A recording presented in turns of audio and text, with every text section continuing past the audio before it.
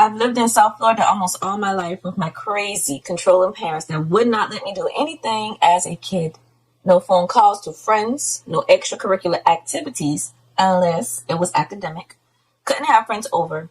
And you can't forget about me going over to anybody's house. Plus, my dad worked at my school during my elementary school years, so I always had to be on my best behavior.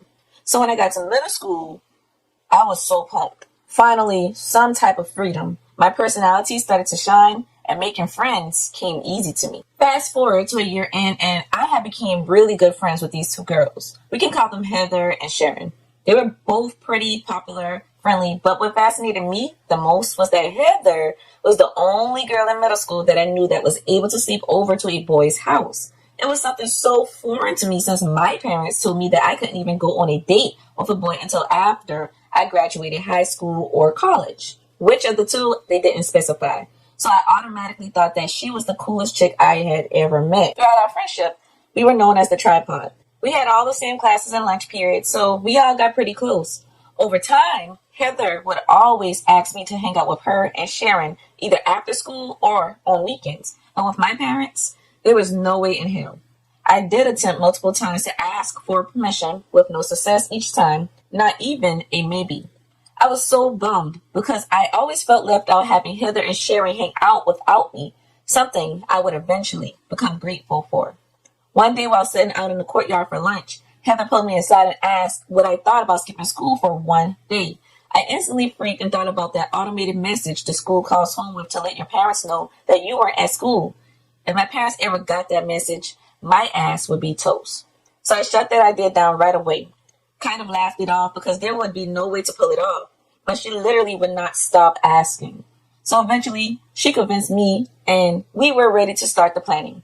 It took us about a week. And every day, during lunch, we tried to figure out how to pull this off. The thrill of it had me so excited as I had never done anything like this before.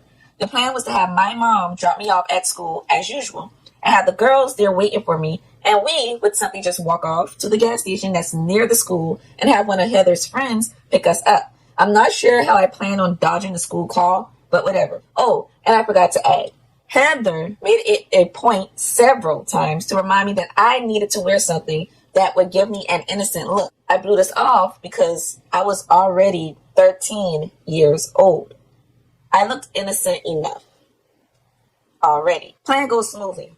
And we are walking to the gas station, but as we're walking, Heather's cell phone is blowing up, like constant calls and texts coming through. Each one she answers saying, just meet us at the gas station like we usually do. At this point, I'm confused because I thought it was supposed to be the tripod hanging out for the day. As we get closer to the gas station, I see a group of like 7 other girls standing there, and they're around the same age as me, 12 to 14 years old.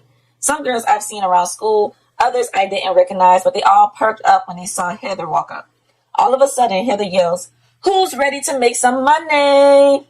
And almost all the girls raise their hand and start cheering. I grab Sharon and ask her what she's talking about. And the look Sharon gave me is one that I will never, never forget. It was like she was saying, "Get out while you can." It just made me very uncomfortable, and she never ended up saying anything. It was just weird. A big group of young girls who should be in school just hanging out at the gas station. As we're standing there, 2 black Lincoln Town cars pull up and make a sudden stop right in front of us. Heather starts numbering the girls and tells the first group to get in the first car. And as they do, the car speeds away. The other one slowly rolls the window down and I see this older man with sunglasses on just sitting there smiling. He asks if we're ready to go to the mansion, which excites the 2 other girls standing behind me. He opens the door and they both jump in, followed by Sharon. Heather is standing next to me and nudges me to go on, but as she does, I start going off on her, asking her what the hell is going on. Where are we going? Who is this man? And why didn't she mention this in any of her plans? She's looking almost annoyed at me and says, "Out of all the girls I bring, you're the only one that's giving me a problem. I thought you would want to get out and finally have some fun. And with your body, you could make a killing." At the time, I was so naive. I didn't know exactly what she meant. But by the tone of her voice and how pressured she was making me feel, I ended up backing out and ran back to school. As embarrassed as I felt for bailing on my friends, I feared my mom and her belt a lot more. Plus, going off in a car with someone I've never met screamed stranger danger. I am so grateful that my parents put that fear in me, or else I don't know if I would have made that smart decision. After that, I barely hung out with Heather again. She tried a few more times, but I just got bad vibes from her and cut her off. But I always saw her randomly walk out of school toward the gas station, always with a group of girls. Sharon, on the other hand, she started to spiral into depression slowly. She would only hang out with Heather and would cling to her like a lost puppy. I noticed she would miss school more frequently until one day she just stopped coming altogether. Years later, I found out she committed suicide.